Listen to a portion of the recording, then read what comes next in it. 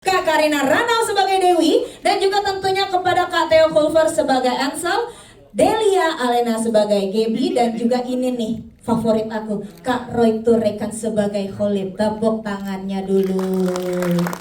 Luar biasa sekali, ini dia orang-orang yang begitu hebat yang telah hadir pada hari ini. Dan juga tentunya kami ucapkan terima kasih yang sebesar-besarnya ya kakak-kakak yang sudah begitu luar biasa bekerja keras dalam pembuatan film The Dark House yang bisa kita nikmati nanti di tanggal 12 Juni mendatang. Oke, baiklah. Jadi di sini kita akan langsung buka sesi tanya jawab saja ya. Tapi sebelumnya aku mau tanya dulu nih, apa kabar? Mungkin boleh sapa-sapa teman-teman yang sudah hadir pada hari ini. Dipersilakan Bapak, mohon izin. Baik, terima kasih untuk teman-teman, untuk rekan-rekan semua, baik rekan seprofesi maupun para teman-teman dari media. Terima kasih saya mengucapkan sudah hadir di sini dan mendukung produksi film kita The Dark House ini. Mohon doanya juga tentunya kiranya diminati oleh banyak para penonton ya. Oke, terima kasih untuk hadirannya sekali lagi. Saya juga mewakili teman-teman kepada semua selamat datang di sini ya. Oke, tepuk tangannya dulu dong. Terima kasih banyak Bapak, boleh untuk dapat kembali untuk menempati tempat duduk. Dan juga tentunya di sini aku juga akan mengundang special guest yang begitu spesial yang telah hadir di tengah-tengah kita semua pada hari ini. Tepuk tangannya dulu dong untuk Kak Frinka. Wah, luar biasa sekali kita kedatangan orang-orang yang begitu hebat. Mungkin dilanjutkan kepada Ibu Maria, boleh untuk menyapa teman-teman pada hari ini, silakan.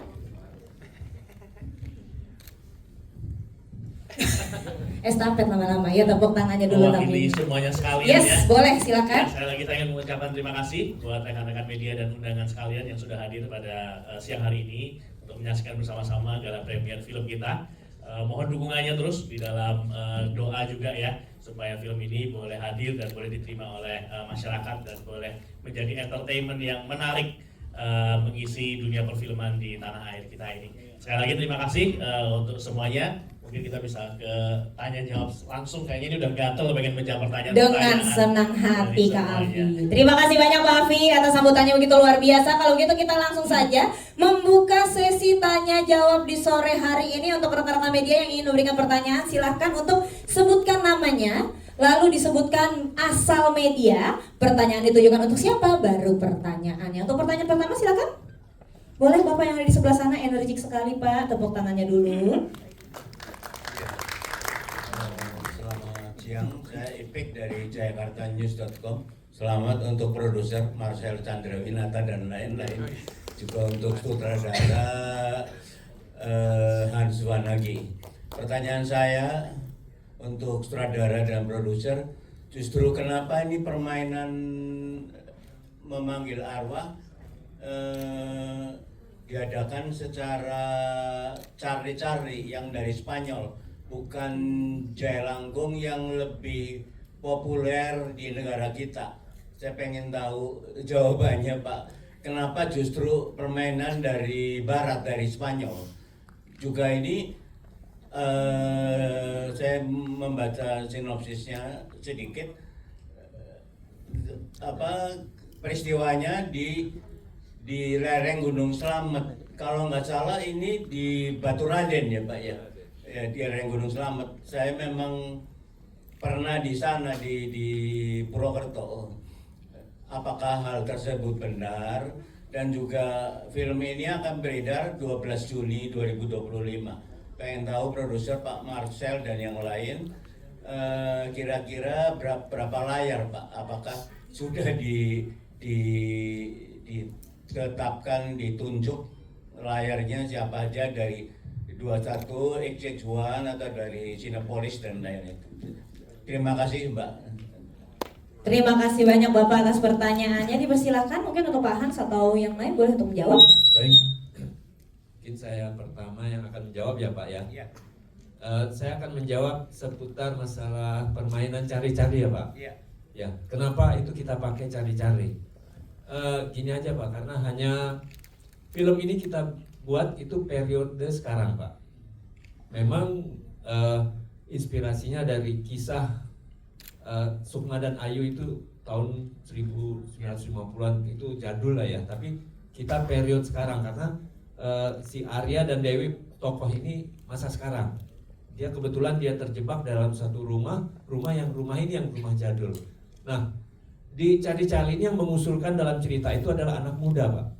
Anak muda, Ansel dan Gaby ini temannya itu anak muda, itu anak masa sekarang yang mereka mungkin belum begitu kenal, belum begitu familiar dengan ala-ala kita yang tradisional ya, cerita gitu. Jadi anak-anak masa sekarang mungkin lebih ke banyak ke barat-baratan, itu aja sih Pak. Jadi mereka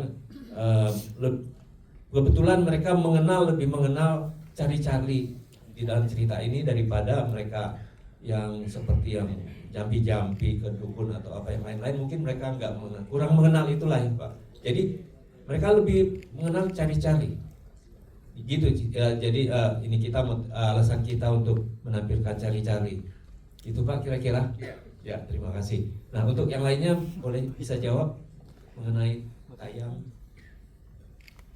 Kalau untuk tayang, kita akan tayang di XX1, CGV, Saint Police, Platinum, dan bioskop independen lainnya. Untuk jumlah layar, ya doakan semoga kita banyak dapat layar. Amin. Baik, mungkin ada yang ingin menambahkan? Paling saya nambahin ini aja Pak.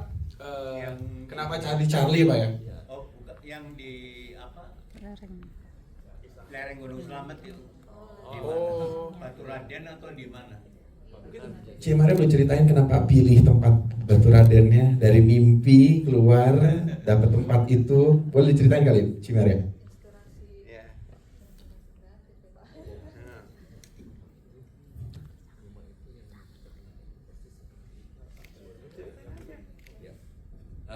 Boleh saya jawab Pak ya? Kenapa di Batu Raden, kenapa di rumah itu? Nah, sangat kebetulan sekali. Jadi ini kreatif Pak, kreatif kita penulis cerita dalam bayangannya membuat cerita itu ada rumah, ada basementnya, ada tangga, terus di luar jendela ada pohon gitu ya, ada suasana sama persis seperti yang ada dalam bayangan dia. Jadi ketika ketika dia jalan-jalan liburan, salah satunya mampir ke Batu Raden, dia menginap di rumah tersebut. Sama persis seperti dalam ceritanya.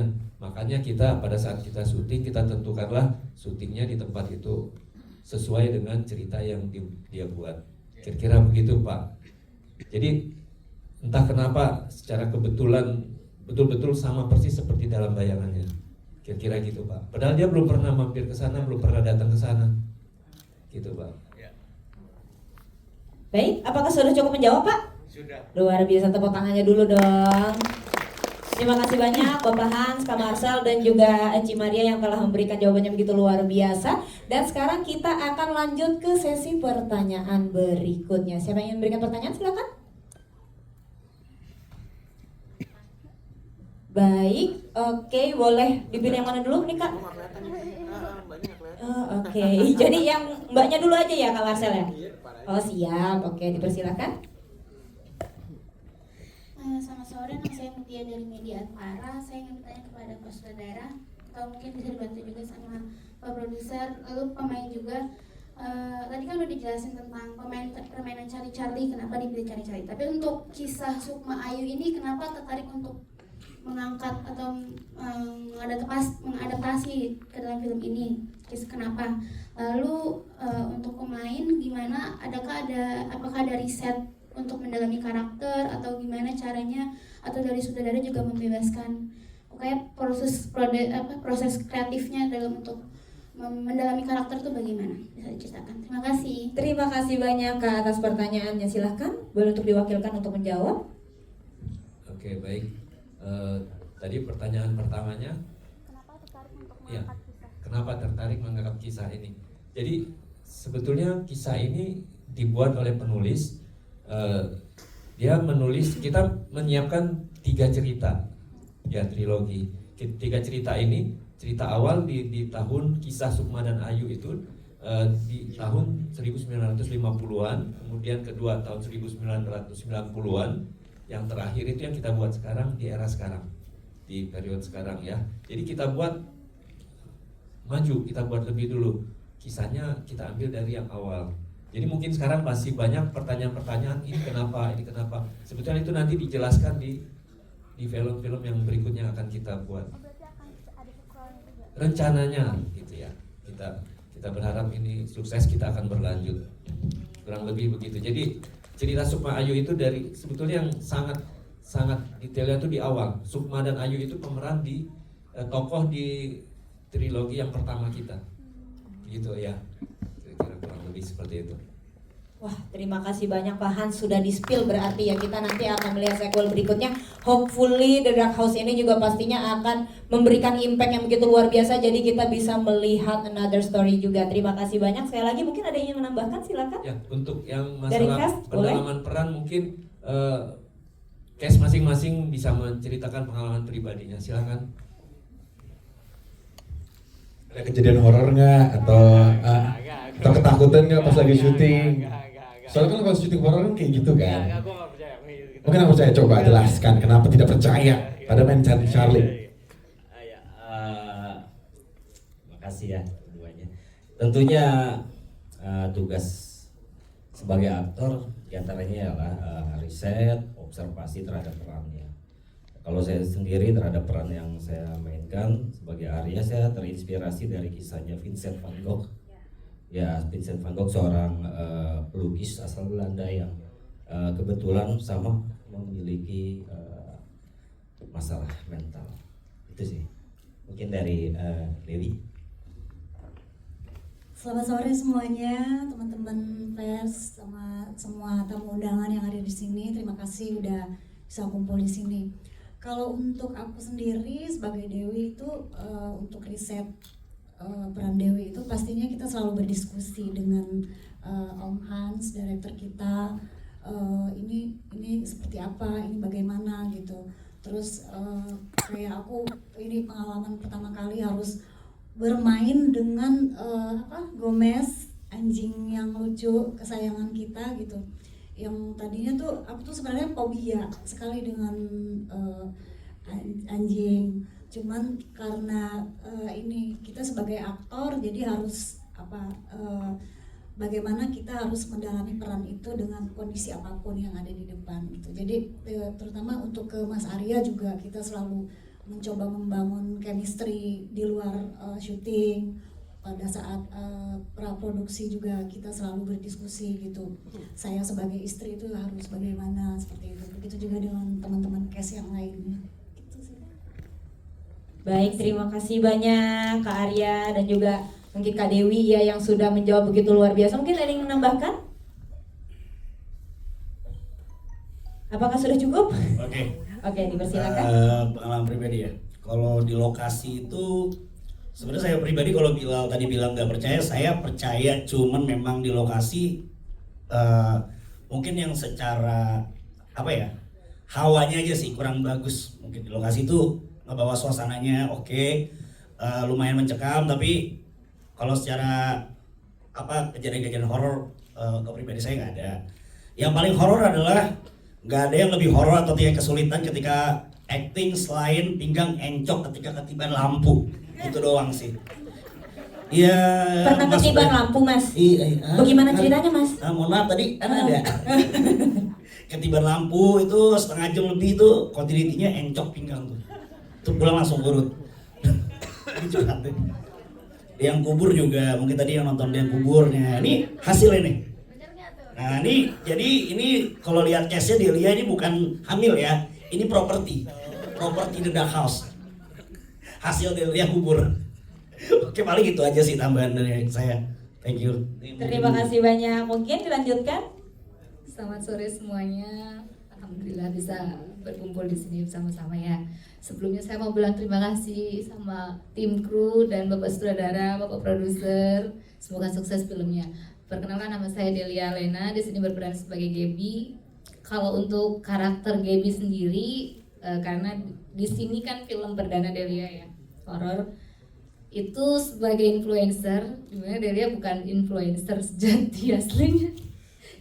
Itu sih yang paling sulit, mengupas di dalam rumah ini ada misteri-misteri dan pada akhirnya kita semua tewas karena satu kejadian. Tapi ada satu kejadian yang benar-benar real, itu yang Delia alamin sendiri pada saat take. Mungkin itu secara kebetulan karena hawanya memang gak enak. Satu, kondisi Delia juga gak enak. Ya bisa dibilang karakter Gaby bisa muncul karena lingkungan juga, seperti itu. Untuk karakter antara cast yang lain, alhamdulillah bisa kita dalamin sesuai dengan kondisi juga, lancar seperti biasa. Selanjutnya mungkin Bapak kita silakan Bapak. Assalamualaikum warahmatullahi wabarakatuh. Waalaikumsalam warahmatullahi wabarakatuh. Puji syukur kepada Allah SWT, saya bisa ikut terlibat berkarya di film The Dark House ini, ya, film horor yang pertama kali saya ikut. Nah, saya mau cerita sedikit. Saya di film The Dark House ini sebagai Bapak Khalid, penjaga rumah, bukan pemilik rumah. Nah, saya percaya kalau di suatu tempat itu ada barang-barang yang namanya gaib, itu ada diterangkan mungkin di keyakinan kita masing-masing. Mungkin di agama Islam juga ada pengertian seperti itu, mungkin yang Nasrani juga ada pengertian seperti itu. Namun saya pesan saja, apabila ada sesuatu yang sekiranya terhantui atau bersifat horor, saya mohon selalu ingat pada Yang Maha Kuasa. Insya Allah semua akan terselamatkan. Nak corong Islam itu dibacakan surat ayat kursi. Nah, itu mungkin di agama yang lain saya yakin juga ada. Jadi hal seperti itu tentu pernah kita alami. Karena saya sendiri juga kadang-kadang ada sesuatu kayak orang lewat tadi kayak di film Makleban, itu saya kadang tak toleh gini nggak ada. Itu kenyataan. Dan masa kecil saya itu juga pernah ketemu waktu saya cari jangkrik masa kecil. Cari jangkrik itu sama pakai lampu krondo itu, jalan di bawah jagung itu kan sampai krondo itu. Tahu-tahu di depan saya ini ada, kalau bahasa di desa itu gendruwo atau ole-ole, itu dari kecil bulunya panjang. Saya ketemu sendiri nih, saling tinggi gitu. Saya langsung rondo saya, lampu saya tak buang, saya lari terbirit-birit itu. Wah, itu pengalamannya luar biasa ya Pak ya. Tepuk tangannya dulu dong. Jadi di sini sebenarnya kita bisa lihat horor itu bisa dilihat dari dua kacamata. Horor dari gaib ataupun dari horor psikologi ya Pak ya. Luar biasa, tepuk tangannya dulu dong. Terima kasih banyak loh Bapak Kusno yang telah memberikan kita jawaban yang begitu luar biasa juga pada hari ini. Sehat-sehat terus ya Pak ya. Amin. Ya, terima kasih. Tangannya dong sekali lagi. Ini dari Mbak Ida. Halo semuanya, aku Frinka. Sebelumnya aku ingin berterima kasih kepada kakak-kakak kru, terus kakak-kakak cast yang baik sekali, dan teman-teman semua yang udah nonton The Dark House pada hari ini. Mungkin waktu aku syuting, aku kira tuh menjadi Sukma itu gampang ya. Tapi ternyata setelah melalui pas syuting di sana, pokoknya aku kira jadi Sukma itu cuman berdiri. Yaudah oke, berdiri. Ternyata tidak ternyata harus mengatur postur tubuh agar mendalami pemeran Sukma itu, ya kan? Terus juga pas pengisi suara, aku kira itu juga bakal gampang, tapi ternyata itu lebih susah daripada syuting ya. harus benar-benar pas. Iya bengek itu beneran. Jadi yang kalian dengar itu suara tadi, itu suara aku. Nah itu benar-benar dilakukan berulang-ulang kali. Jadi ternyata nggak segampang itu. Terima kasih, paling itu aja. Terima kasih banyak, luar biasa sekali. Terima kasih ya Kak yang sudah membawa kesan horornya lebih nyata lagi dalam perannya menjadi Sukma. Baik, kita akan membuka satu pertanyaan terakhir. Gimana nih? Kakak-kakak Kes atau Bapak Ibu produser silakan. Yang mana nih kira-kira? Banyak sekali nih begitu. Satu pertanyaan terakhir ya. Yang mana nih? Yang di atas tadi ada. Yang di atas tadi, oh di sebelah sana dipersilahkan. Yang di atasnya lagi Pak. Pak di atasnya lagi. Coba, oh serem banget ya. Kaget saya. Yang atasnya lagi. Ya itu. Oh bukan Mas sebelahnya. Oh bukan. Bapak. Saya. Halo, sore. Saya dari Tablo Bintang mau nanya sama Marcel. Marcel bisa cerita soal pengalamannya jadi produser film horor mungkin ya. Ini kan banyak kru juga, terus gimana cara berbagi waktunya, apalagi ini ya, mungkin gue salah tapi apa bener ini produser pertama film horor gitu. Oke, bisa berbagi cerita. Terus sama Mbak Karina Renau, kan punya suami hebat ya, aktor, apakah konsultasi sama Mas Epi atau gimana, ada nggak pantangan-pantangan yang harus dilakukan, nanya sama Mas Epi film horor. Terus film kan biasa lengkap kalau emang ada soundtrack ya. Terus gimana pemilihan soundtracknya, apakah seleksinya ketat atau memang cap cip cup gitu aja. Terima kasih. Oke, terima kasih Mas. Tadi siapa? Supri. Saiful. Oke, Mas Saiful, terima kasih. Oh, Supri. Ya.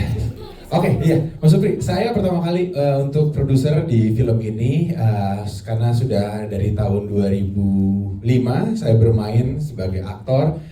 Akhirnya ingin mencoba sesuatu yang baru, ingin tahu rasanya di belakang layar tuh seperti apa. Dan ternyata cukup sulit karena kalau biasa kita pemain, kita hanya menggali diri kita sendiri, kita kan hanya kasih terbaik pada saat kita syuting.